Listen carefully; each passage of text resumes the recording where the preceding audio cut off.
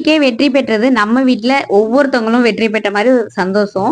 So நீங்களும் celebrate பண்ணியிருப்பீங்கன்னு நினைக்கிறேன். நம்ம கம்பெனில எல்லாருமே கேட்டதுனால திங்கக்கிழமை ஈவினிங் போல கேக் வாங்கிட்டு வந்து வெட்டியிருந்தோம். ஏற்கனவே சொல்லுவேன் கம்பெனில இருக்கிற வாழெல்லாம் இருக்குன்ட்டு. இந்த வால் வந்து விரலாலேயே விசில் அடிச்சிட்டு இருந்துச்சு. அதனால தான் வீடியோ அப்படி இப்படி கொஞ்சம் மறைச்சிருப்பேன். சூப்பராக எல்லாருமே டிவிக்கேன்னு கத்திட்டு கேக் வெட்டி கொண்டாடணும். நீங்க யாரெல்லாம் இந்த மாதிரி செஞ்சிருந்தீங்கன்னு கண்டிப்பா கமெண்ட்ல சொல்லுங்க. நாங்க இந்த மாதிரி கேக் வெட்டி கொண்டாடிட்டு இருக்கோம். பாப்பா ஒரு பக்கம் அவ பங்குக்கு. இப்ப இருக்கிற குழந்தைங்க கூட இதெல்லாம் செலிப்ரேட் பண்ற அளவுக்கு ஆயிட்டாங்க. பாப்பா வெடி வெடிச்சு செலிப்ரேட் பண்ணா. கடைசியா ஒரு ஃபைனலா ஒரு சூப்பரான ஒரு செலிப்ரேட் பண்ணியாச்சு. ஒரு 3 கோழி வாங்கி தந்தூரிக்கு ரெடி பண்ணிட்டு இருந்தேன். தந்தூரி நான் எப்போதும் செய்யற மாதிரி தான் இஞ்சி பூண்டு பேஸ்டோட சேர்த்து பச்சை மிளகாய் அரைச்சது.